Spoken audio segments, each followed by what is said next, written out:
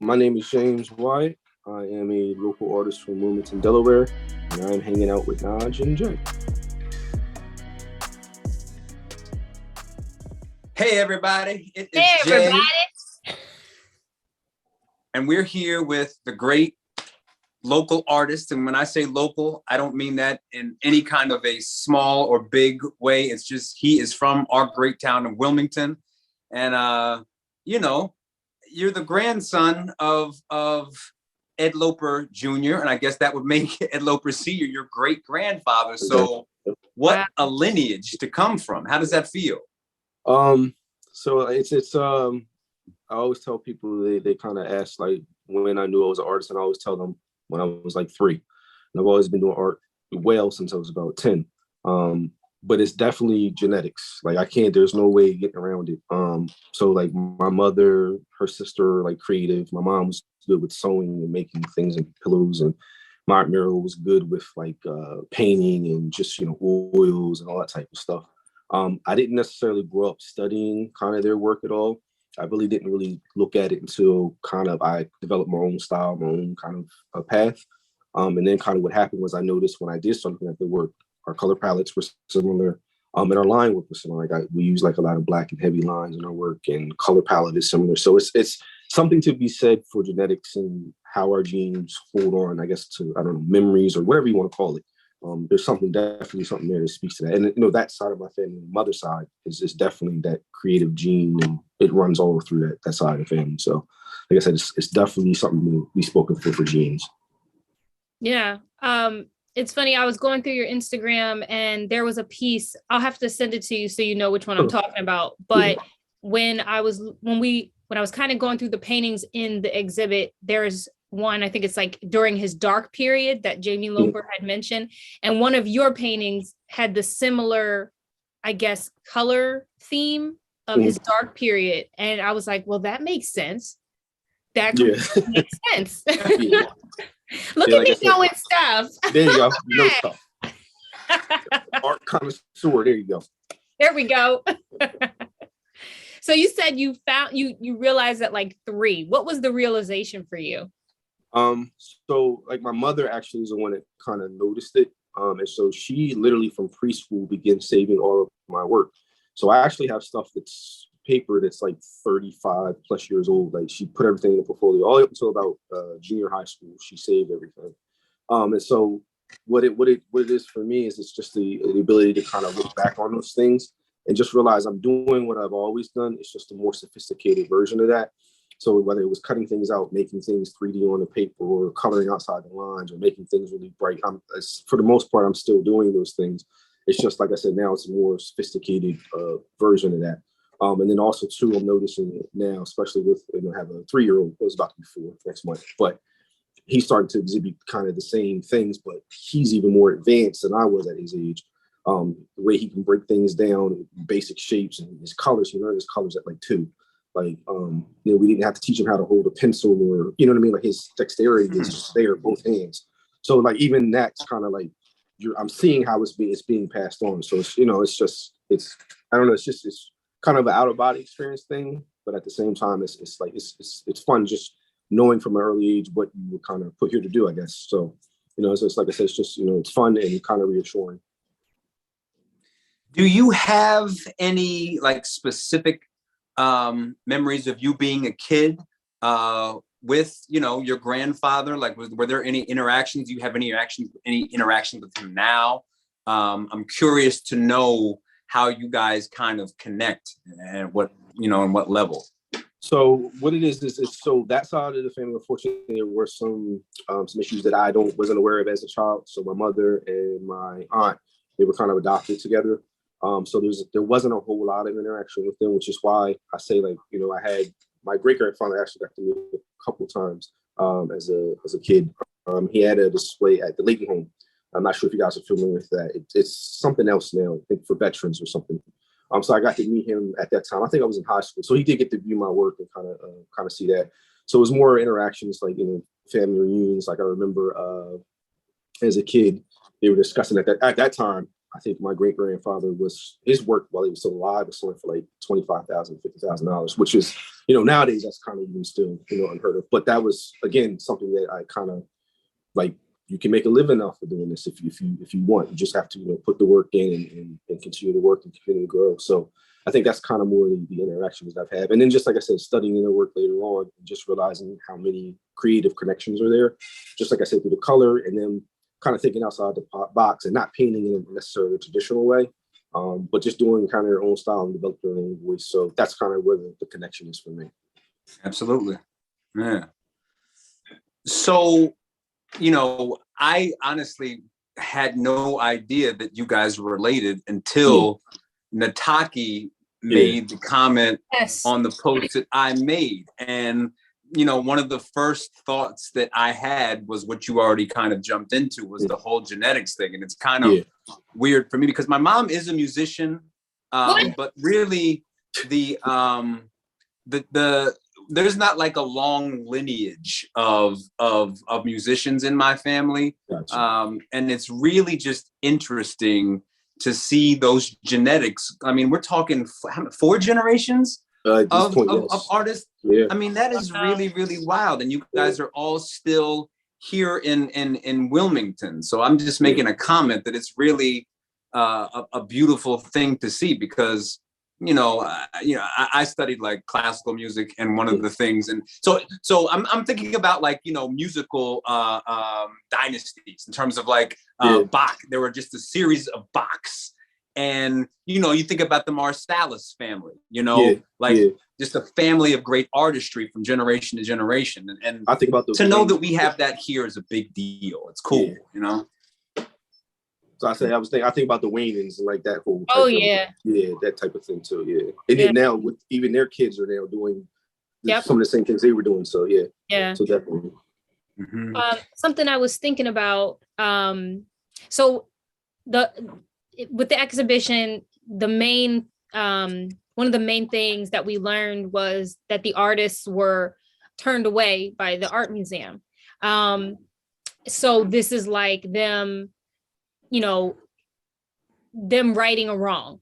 Have you experienced anything in your artistic career or artistic life where you were turned away, or if it was something similar that has happened during this generation?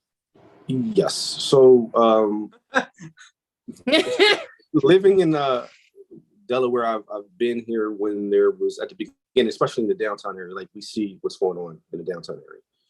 And so I've been here for the most part since the beginning of it. So where there's literally nothing, and now to see what's here now. So there's definitely situations where, at first they kind of, it's what happens in most cities. They embrace the artist to help start that process, basically, to beautify the area. And then once that's kind of done, they're kind of done with the artist for the most part. And so I've seen, where there's things that were supposed to happen behind the scenes. There's projects I was supposed to work on. There was things that were supposed to go up. I did the legwork of getting the designs together, getting what resources were going to be needed, and presenting all of that. And, you hear, it's going to work, we're going to do it. And then here we are 2-3 years later, and nothing has been done with it. So you definitely kind of get that. There's also that thing of this, I guess, we like to say Wilmington is a city, but I still consider it a small town. It's just, how it is. So they kind of gravitate. They will bring other individuals in to do certain things in the city.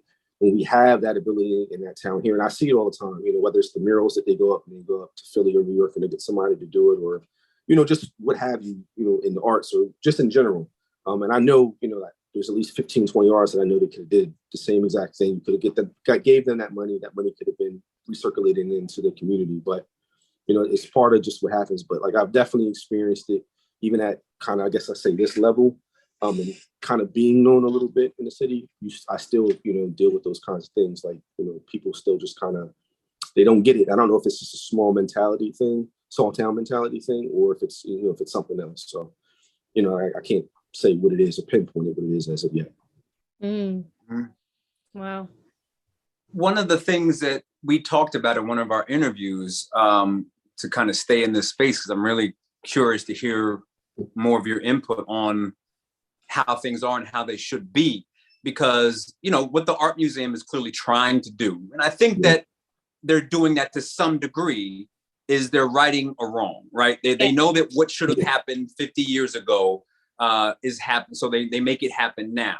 And one of the points that I think Naj and I were both trying to make is that, great, you fixed that, but now you have an opportunity to not repeat that mistake, because in as much as you're going backwards and bringing those guys forward, we have guys like you now who I don't think that the wrong has really been righted until we have current artists getting the opportunity that those before them didn't get. You know what I'm saying? Yeah.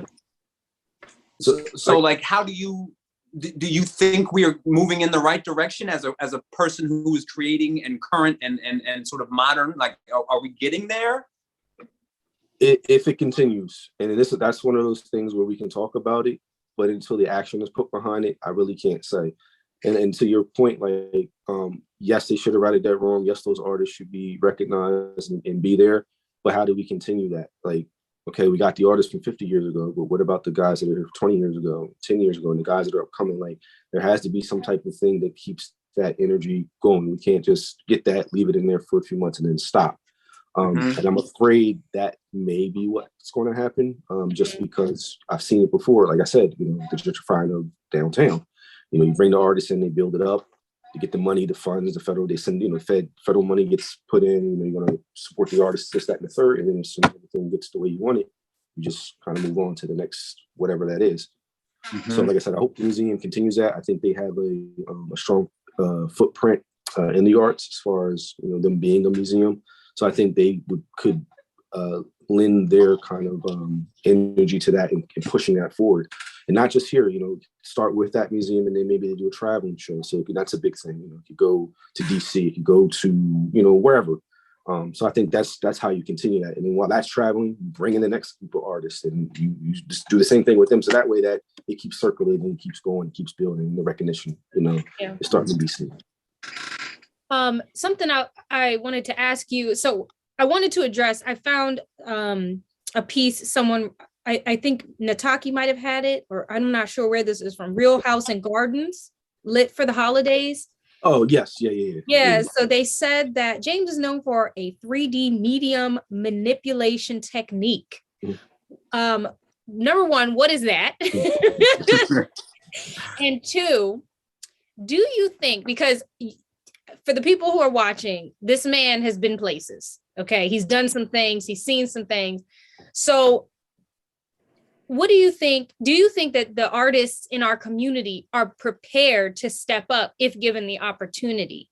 Like you, sir, I've seen your art. I've seen, you know, what you've done and where you've been. So I could see your artwork in the museum, but I also don't want people to get confused and think just because we're from Delaware, that means we have to have, like, they're going to put, you know, your artwork in there. Do you feel like, you know, they would be able to step up to that? Yeah. So to your first question, I consider my style is called is basically, I call it surrealism in 3D. It's basically what it is. And I'll just get into a little bit how I created it. Probably started it back in 2002. And it came from a point of necessity, basically. I was at a point where I came out of college, art school, got a job, was kind of doing art. I was teaching like kids at an after school program for the most part. And I did what you're supposed to do, go pay your taxes. And I got there and they said, you owe more money. And I just remember really getting really frustrated, like, because at times, like, I'm not making a whole lot of money. I'm not doing, you know what I mean? Like, I barely have money to buy supplies and do things that I need. And I remember just going home and I was really frustrated. And I looked around, I didn't have any canvas to paint on. The release, that's my release, is creating. And I just had a bunch of scraps and things that I had from like college and just had collected. And I created a piece kind of around that and then kind of sat there and looked at it and was like, So I just kept doing that and it just kept evolving until eventually it got more and more sophisticated and just kind of became, for the most part, what I'm known for. So that's kind of where it came from and how the style developed. And like I said, I've been doing that since probably 2002. And now I've kind of switched into digital art. So I'm kind of combining everything that I do. I have a kind of a rule for myself that I every 5 years or so, I try to reinvent myself a little bit.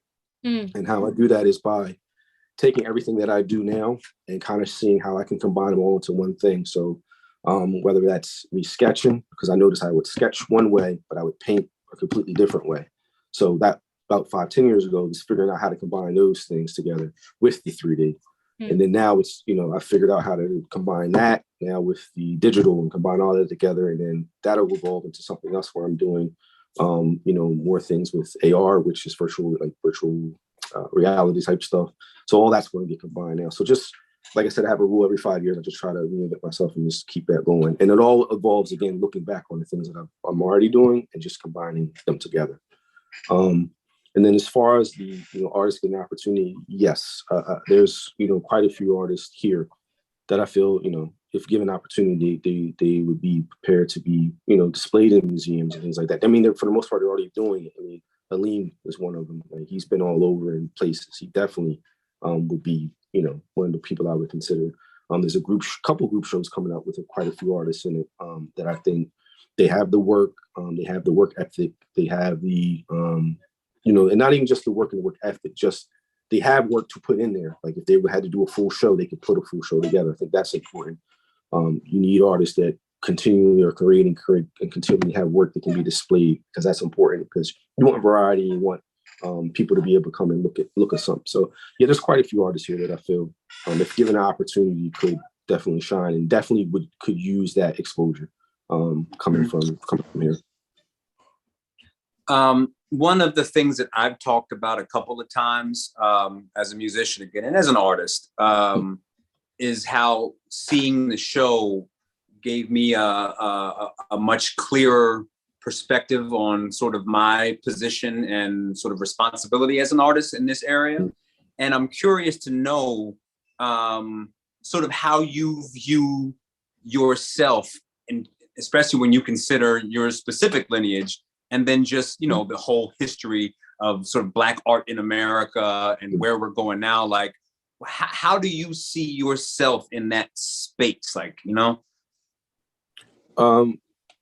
So I'm a little younger than most people who kind of get the exposure a little bit. So so younger people can kind of identify still with me. I'm not so old that I don't know what's going on, but I'm still kind of removed from it a little bit. So I kind of want to be the kind of that bridge to show them that yes, you can do art. You don't, and again, music, you can do music, you can rap, you can do all of that, but you can also do visual arts. Visual arts contributes to a lot that is in your world. Whether that's from the clothes that you wear, the buildings that you see, the cars that you drive, to your visuals for your music, your CDs and things like that. Like, that's all visual arts. Graphic design, that's all, their logos. If you want to do t-shirts, you have to go to a graphic designer to get them to make something for you. So I just kind of see myself as kind of like the person that kind of can show the youth how to do all of that. And even when I get asked the question, like, well, what do I need to do? I tell you, do everything. If you're a visual artist, and for instance, if you just take photography. Photography is going to teach you composition. It's going to teach you how to use lighting. It's going to teach you how to play with a subject matter that's already there and make a story for that, which will lend to your art. Take sculpting. That'll teach you dimension. There's a front to something, but there's a side, there's a back, there's all angles, there's axes. But that'll help you when you create your work on a flat surface, help you add more dimension to it. Graphic designs teach you how to use, teach people how to see.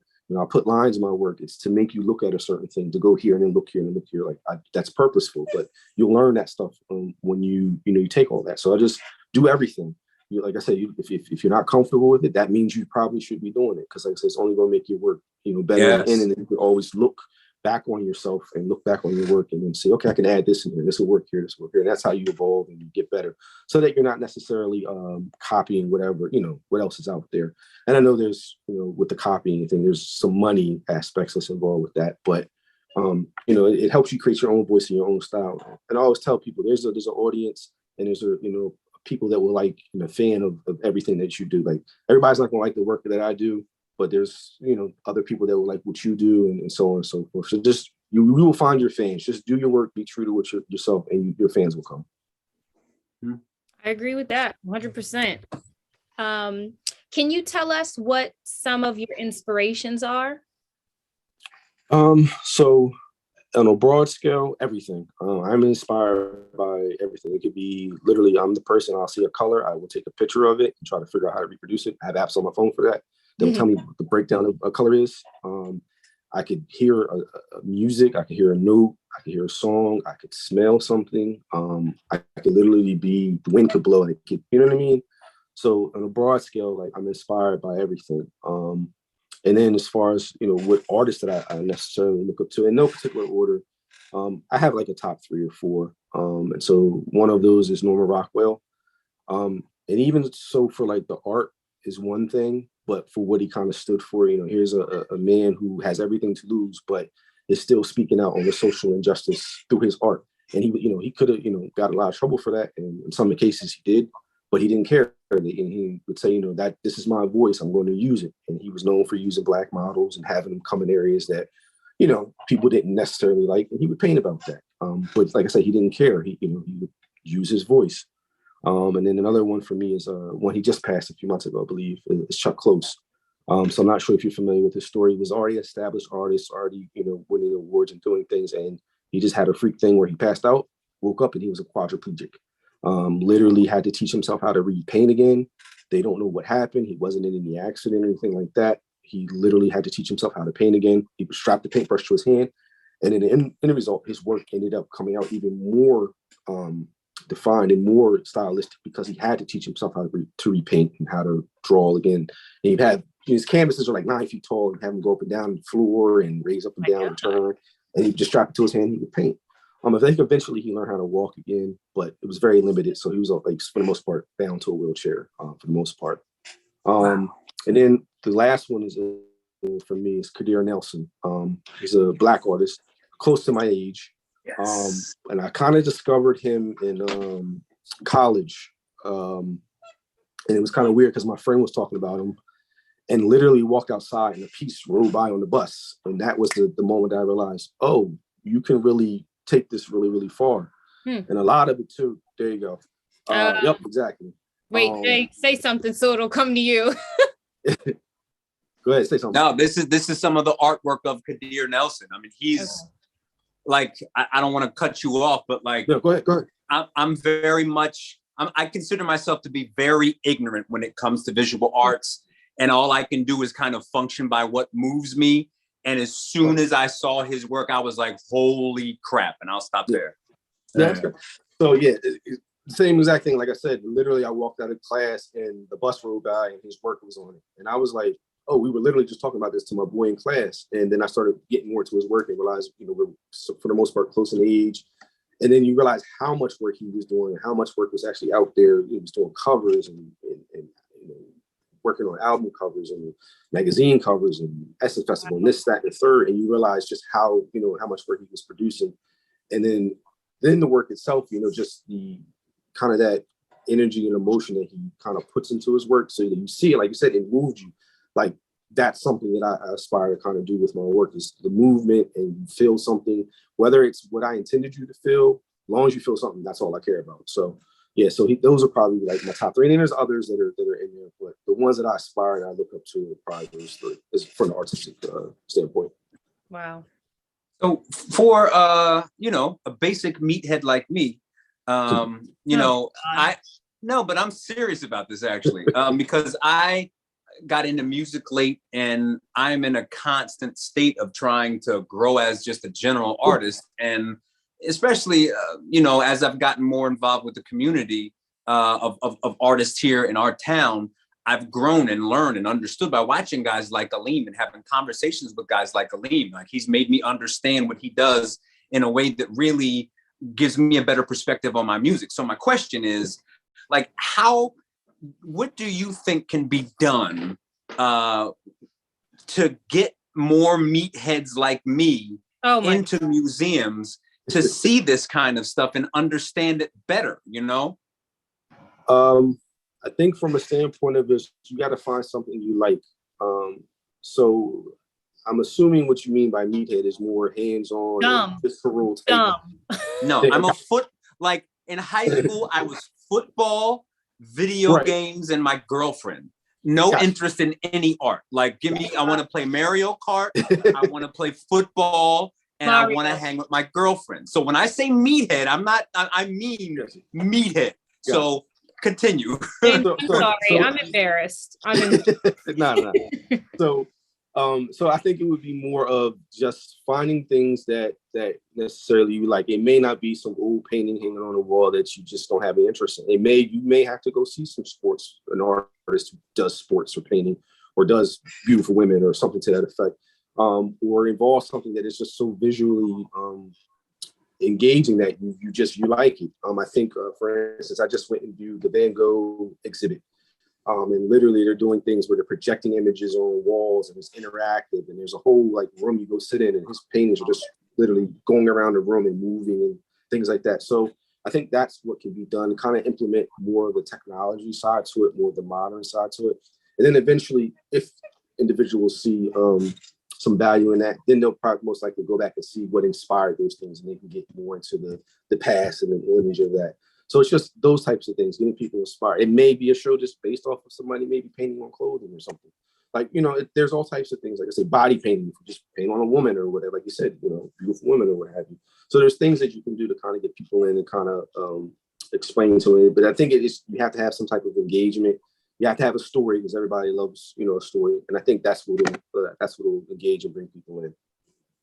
Jay, I think honestly, you telling your like what drew you in is what helped meatheads, because everything he said, I mean, just when we viewed the exhibit, watching you and listening to you talk about the pieces that you like it's based off of your interests or what you found cool or what popped up for you. Same thing with me. Like I noticed anything with flowers was crazy. Like I was like, oh my God, I love it. I absolutely love it. And I was emotional. So I really think, you hit the nail on the head, James, when you said that, like find something that interests you and see what happens. Yeah. Is there anything else that you want to kind of put out there in terms of what you're working on, how we can stay in contact with your work and like where we can find you next? Because, it's important. Yeah. So I actually have, there's a group show actually coming up this Friday at the Chris White Gallery. So it's like the 10th anniversary for the show. So I will have two pieces that are two actually new pieces. Well, one piece that's never been seen other than online. And then one piece that's kind of been at a couple places late last year. So I have two works that'll be there. And then February 4th, there is a show coming up at the Contemporary, Delaware Contemporary that group show I'm part of, which is Seven God. Oh, yeah. We'll be a part of that. There. Yep, we're going to. But definitely, if you're able to make it to that. And then I'm still working on my upcoming solo show. It's been kind of put off for the last couple years now, just unfortunately due to COVID. And what I'm kind of doing with this particular show, I need it to be kind of open so individuals are able to come because it's a little interactive. It involves technology, it involves some other things. So I want people to be able to experience it kind of on a grand scale. So it's kind of catch-22 because COVID has delayed it, but it's also in a way kind of assisted because it slowed me down. So I can kind of figure out more of what I wanted to do and refine the work a little bit and kind of change some things around. So that's kind of what I've been working on, and it's kind of upcoming. And then, like I said, there's just things behind the scenes that I'm always working on that I don't necessarily always talk about, but like you see it around town, you just don't know it's me, but it is. So yeah.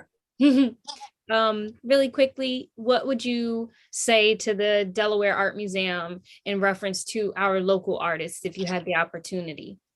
Bring more of them in, whether it's to come and speak, it doesn't have to be a full-on, show where they're there for a month or so, but it could be a weekend. Bring them in. Maybe you have a residency for a couple of weeks or something to that effect, where they come in and are able to work in that space, in the museum space. So it's kind of a catch-22. You guys the museum can use that to kind of promote and push themselves, and then the artists can have that on their resume to use. Like, hey, I was, at the museum and I had work that was there and I was working there.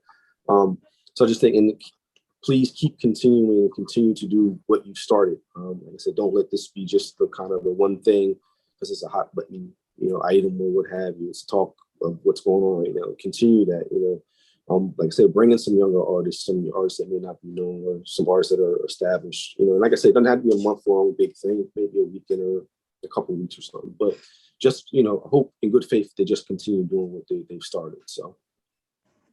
Ooh, I have one more big question, and I have to, yeah. So, you know, part of what Naj and I are about with our show is shining as much light on our state as possible.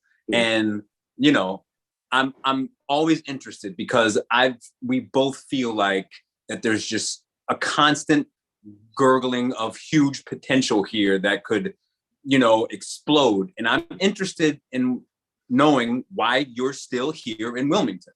I was going to ask that. I wasn't sure if I should. That's fine. I'm glad you did. Yeah.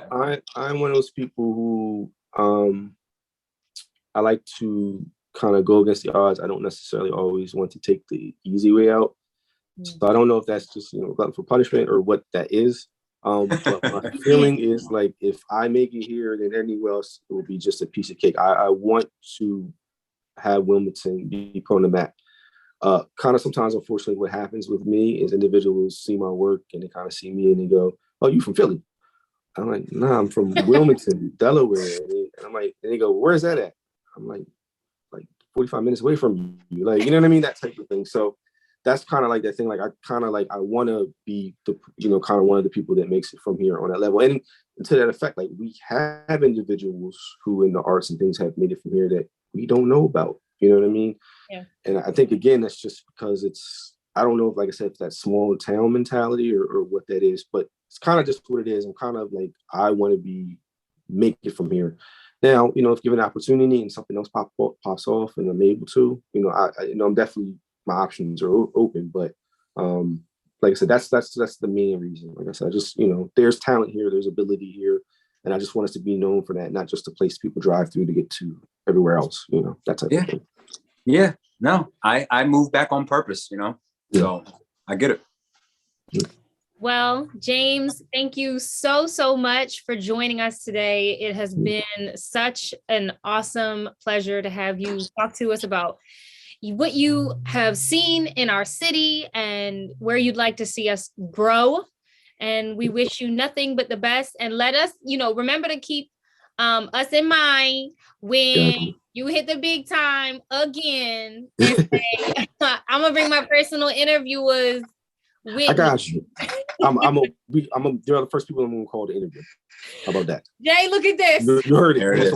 We did it, Jay. We did it. Yo, just to restate, like, it's really cool and beautiful to see long Black lineage of talented artists going from your great grandfather to your son, bro. It's beautiful. I almost cussed, but it's beautiful. It's beautiful, man. 100%. So. Keep it up. I will definitely. Thank you. Yes. Well, you have a wonderful night, and we will see you on the 4th. All right. You make sure y'all have a good night as well. All right, everybody. Thank you for watching. We love you. Bye.